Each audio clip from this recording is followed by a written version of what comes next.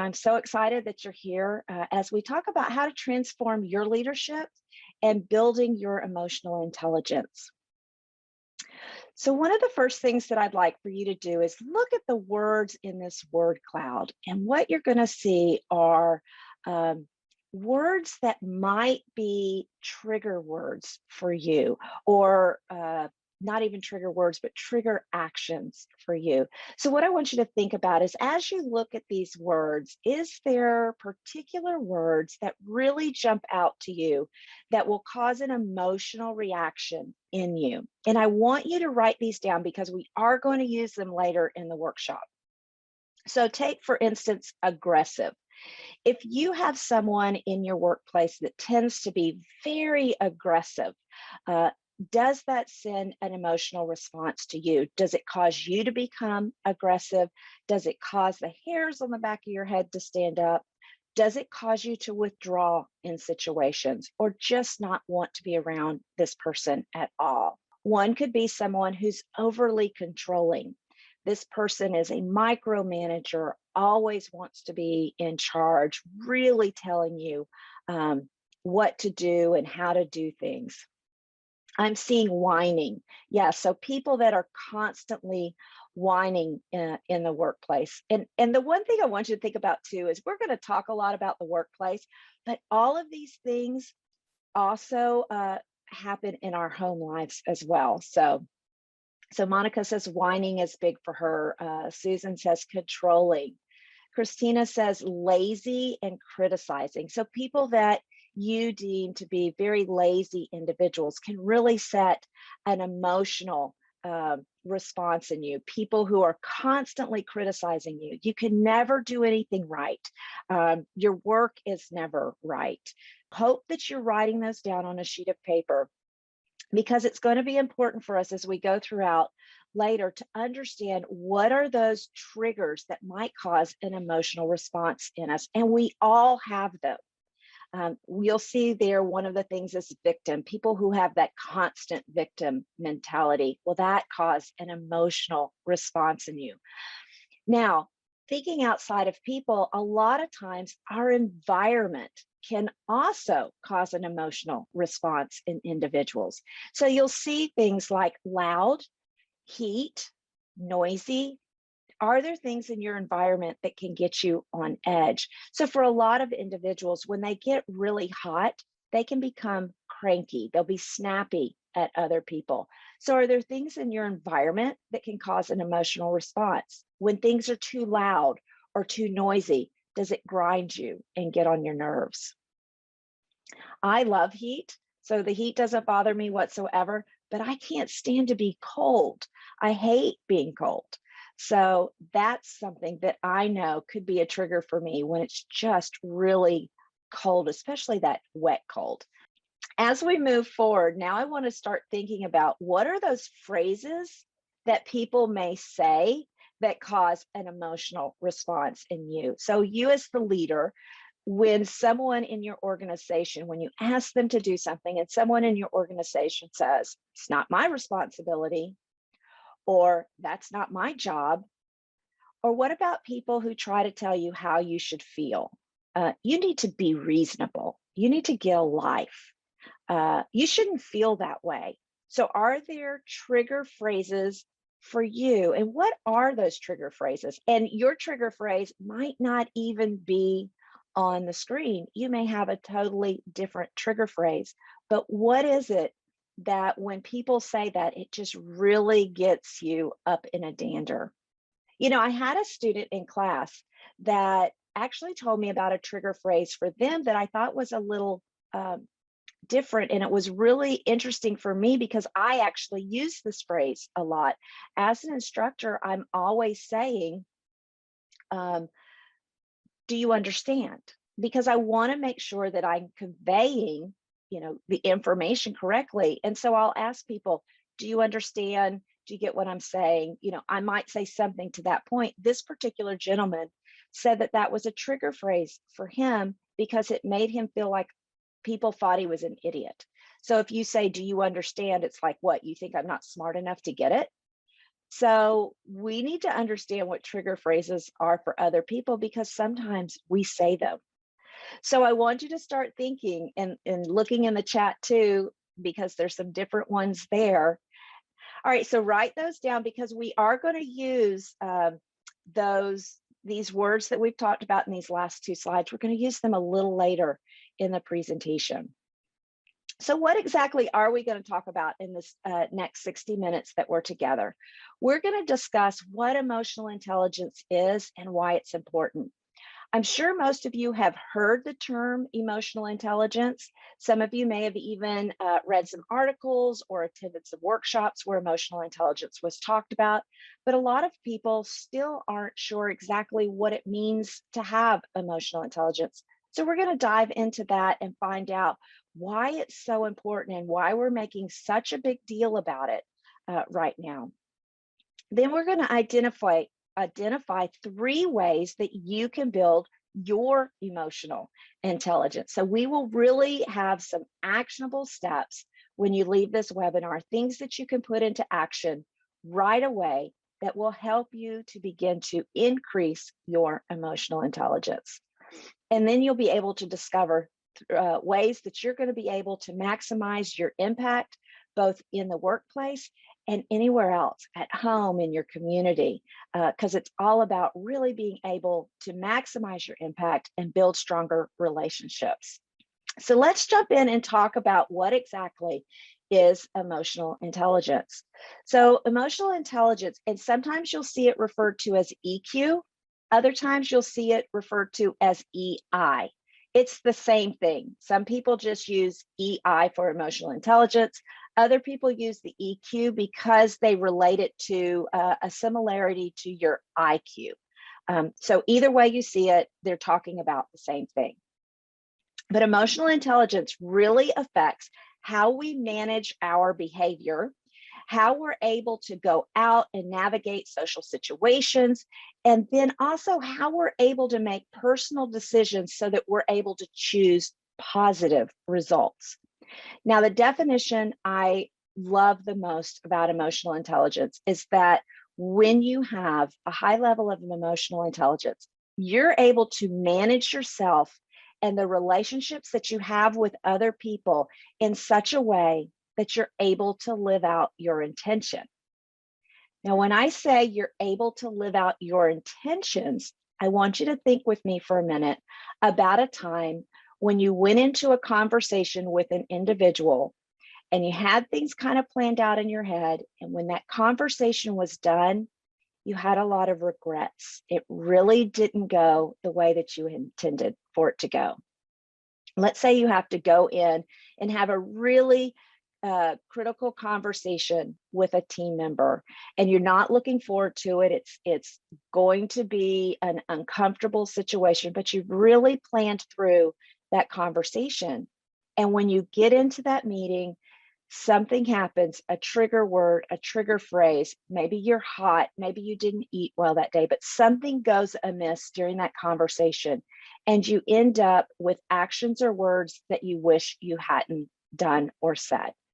And I like to talk about, I'm still raising teenagers. So I have a home of teenage boys. And, sometimes you have to go in and have those crucial conversations with them.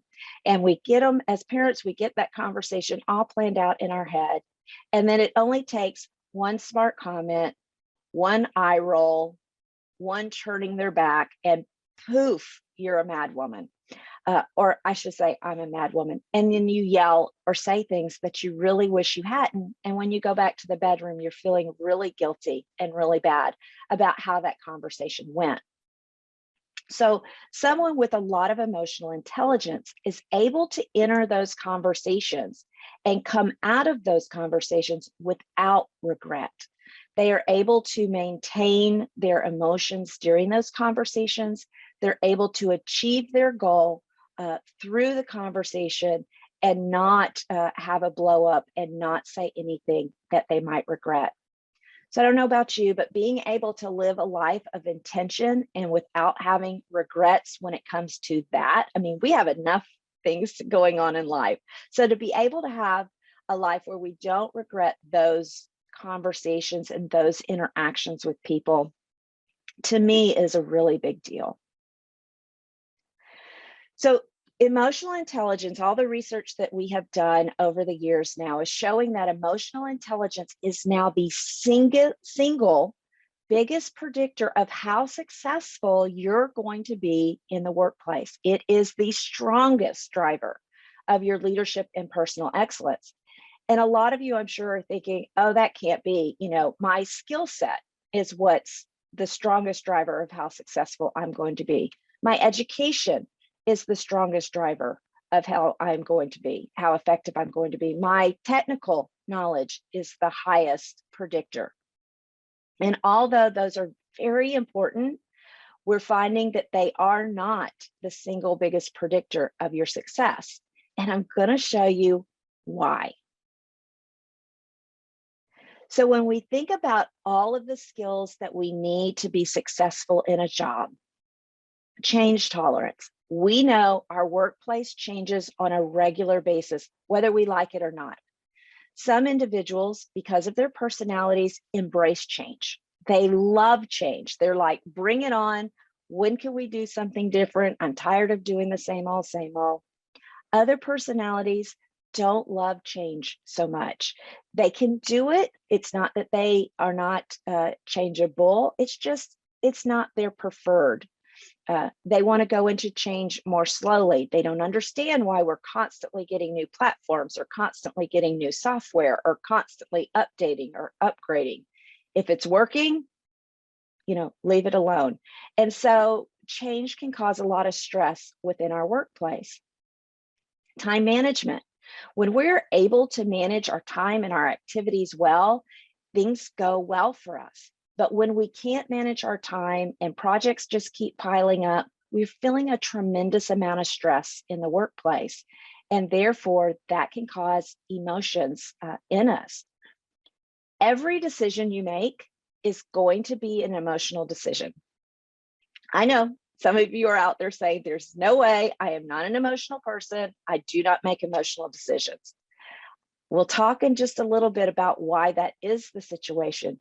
But we are making decisions constantly, and our emotions are always playing a part in decision making. Anger management, kind of obvious. That's what we think about when we think of emotions. Trust. Trust is the foundation of building a really good, cohesive team. And if you don't have trust on your team, everything else just kind of falls apart. So trust, again, emotions right there hand in hand. Stress tolerance, we all know that stress brings out a lot of emotions in us. Presentation skills. Some of us absolutely love presentations. This is what I do for a living. I absolutely get energized by being in front of a group and giving presentations. But the larger percent of our population do not enjoy presentations. The largest percent of our population actually say they would rather die than have to give a presentation, which is totally blows my mind. It actually ranks in the top 5 things of what people fear the most. And I will have clients that say, I'm an engineer. I went to school to be an engineer. I have no desire to give presentations. I don't like talking to other people. I don't like being the center of attention. But I don't know if you've noticed or not, but you have to give presentations in just about any career you're in. You have to give presentations to your team members. You have to give presentations to your superiors. You have to give presentations to clients and customers. You have to give presentations in the boardroom. So we are constantly having to do that, and that can bring out a lot of emotions in people. Communication skills, of course, definitely a very emotional, a lot of emotions driven in communication skills, and then assertiveness. And so when we think about all of these skill sets that we use in the workplace, if emotional intelligence is the foundation of those, then you can see why emotional intelligence would be the #1 predictor of how successful you're going to be. If you could be successful at change and assertiveness and time management and decision making and your presentation skills, if you can manage all the emotions around all of that, how successful are you going to be in the workplace? Now, we like to talk about in emotional intelligence, your IQ, your resume, your technical skills, those are the things that get you hired. It's your emotional intelligence that gets you promoted. It's your emotional intelligence that build that trust and build that team and give you the ability to really have an impact on those people around you in the workplace. So remember I said about decision making and how everything that we do is emotional. Well, here's why. When our brains were created, we have information that enters the brain at the base of your skull, and information has to travel all the way through your brain. Well, if you notice where your rational brain is, your rational brain is all the way up here. So if information enters at the base of your skull, it's got a long way to go before it gets to the rational part of your brain. And for those of you who remember back to your high school science class, there's something there called the limbic system. Now, the limbic system is the emotional part of your brain. And so when information enters your brain, the first place it goes is to your emotional center. So when somebody asks you a question and you have a decision you have to make, the first place that information goes, the first place that question goes is to the emotional part of your brain. When I talked about having the conversation with a teenage son and an eye roll could send me in a tailspin, it's because that eye roll hits that emotional center of your brain first. Those key words and key phrases that we talked about, they're hitting your emotional part of your brain first. And the reason is, so this did us really well back in the caveman days, because you have something living in your limbic system called the amygdala. And I lovingly refer to her as Amy. So Amy is there hanging out in your limbic system. And when information enters your brain and goes, Amy takes that information and she says, what am I to do with this? So Amy is totally responsible for your survival. Now, back in the caveman days, when we were out hunting for food, we were in that constant survival mode. We need food and we need not to be food. So Amy sees a bear, Amy goes into survival mode. And in this situation, that's exactly what we want to do. But unfortunately today, when it enters that, we're not necessarily trying to survive, but Amy thinks you are. So everything Amy is processing through a fight or flight, your survival mode. And what Amy does is she gets that information in and she says to your hippocampus, which is where your memories are stored, hey, what do we know about this situation? What do I need to do in this situation? And the hippocampus is going to tell Amy, this is how we always respond. Because you've trained your hippocampus, that's where all your long-term memories are. So you've trained your brain how to react. If you've always reacted in a certain way, you will always react in a certain way. You've wired your brain that way. So the hippocampus is going to say to Amy, we're going to yell. We're going to retreat. We're going to get all angry and say things that we don't want to. We're going to, blow up. And when I say emotions, I want you to remember emotions are both outward and inward. So some of us are very outward processors. So we use our mouth and we use our gestures and we use our body. Others are very inward. So you in a situation might retreat, and both are negative. Retreating is just as harmful as an external expression.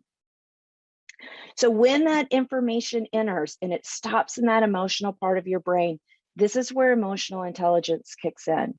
So an emotionally intelligent person is going to be able to process that information through the emotional center and then allow it to go into our rational brain. People who are not emotionally intelligent actually live in the emotional center of the brain. And I'm sure you could probably think of one or two people who live in their emotional brain. Everything is emotional. So for those particular individuals, they are not highly emotional intelligent. So this is why your decisions, every decision that you make, always has that emotional component to it first. Now, again, you may have, a higher level of emotional intelligence and can handle that, or you've trained your brain in a way that you can handle those particular decisions and take the emotion out of it. But we're going to talk a little bit further about that. I just wanted you to know kind of the science behind why emotional intelligence is so prevalent, why we're talking about it now, because it really does control everything that we do. So emotional intelligence is broken down into 4 components. You have your personal competence, which is your self-awareness and your self-management. And we have your social competence, which is your social awareness and relationship management. So when we think about emotional intelligence, the very first thing that we need to do is we really need to start with ourselves. We need to think about ourselves first. And that kind of goes against the grain with what we say on a regular basis of you shouldn't think about yourself. You should always put people first. And there is a lot of truth to that. But to be able to do that successfully, you have to know yourself. So what we have to do with emotional intelligence is really identify who we are. And the first part of that is self-awareness. So self-awareness is the foundation when it comes to emotional intelligence. Remember, I asked you at the beginning of this webinar to look at those key words or key phrases that can evoke an emotional response in you. You need to be aware of what your triggers are. You need to be aware of what sets you off.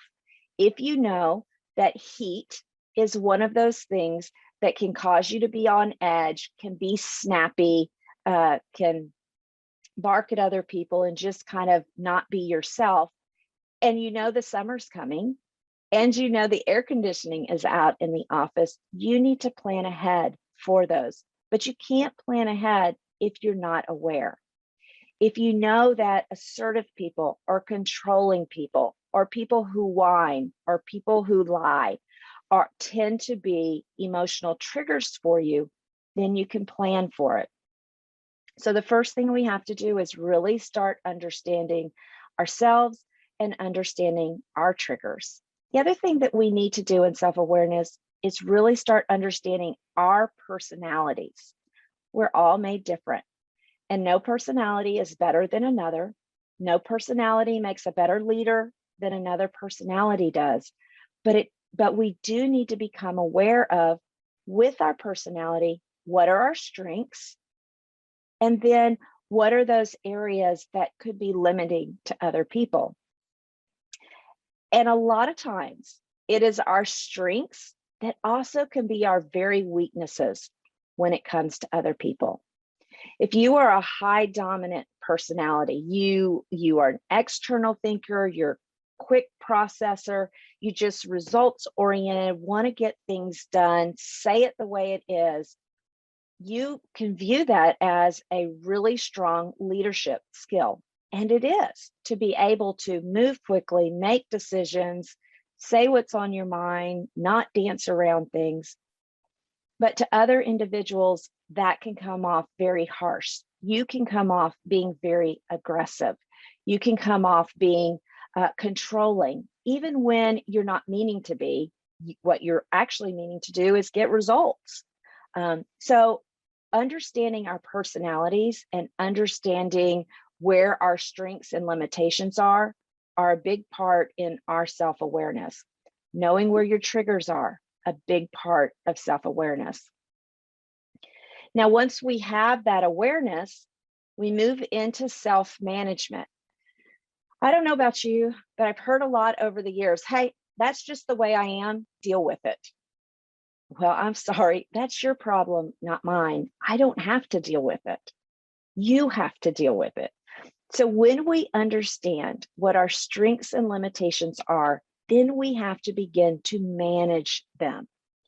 If we know we're a highly dominant person and that we can come across loud, we can come across controlling, we can come across aggressive, when we know those things about ourselves, we have to work really hard to manage them so that we are not limiting our relationships with people because they don't want to be around us, because we are a trigger for them when it comes to meetings. So we know this about ourselves, and then we start in those meetings learning to manage things. External processors, maybe we need to be quiet every now and then. If you tend to be loud, if you tend to, when you get excited or passionate about something and your voice tends to go up, you really have to practice bringing it back down. On the other end, you might be an internal processor, someone that just really wants to think through. So in meetings, you tend to be very quiet. Well, this is a good thing. We want you to be able to process through and think about things before you say them. But you can come across to other people as not having any input, not being a part of the conversation, very unknowledgeable because you're not speaking. So if you know that's a part of you, you've got to work to manage that and learn how to speak out in group meetings more. So it all comes down to, do we truly understand ourselves? And then once we do, how are we going to manage ourselves when we're around other people? The next phase of emotional intelligence is your social competence. So social awareness is pretty much self-awareness, but now you're not looking at yourself, you're looking at other people. Are you able to read a room? Are you able to read body language of other individuals? Are you able to listen to what's being said, even when the words are saying something different? Are you aware of the triggers for other individuals? Are you aware of other individuals' personalities and how they may differ from you? So if I'm in a meeting and one of my teammates tends to be the more introverted person who likes to process through things, who likes to think things quietly, and I'm an external processor, I need to know there's a time to be able to be quiet.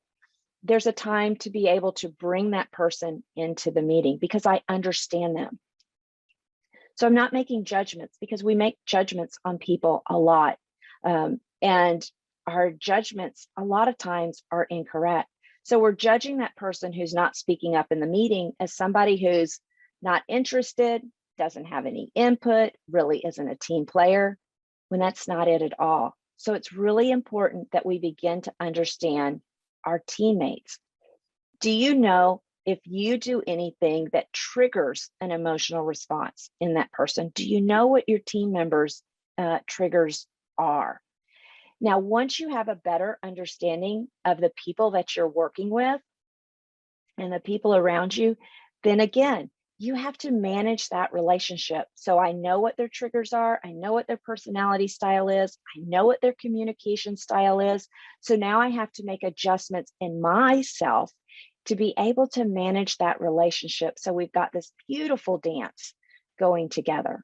And when you can do that, you have a beautiful relationship and you are able to lead with maximum impact in the workplace. People are going to want to follow you. They're going to want to be a part of your team. You're going to be the one that they tout about as like, that's the best leader, the best supervisor I've ever had. They got me. They worked well with me.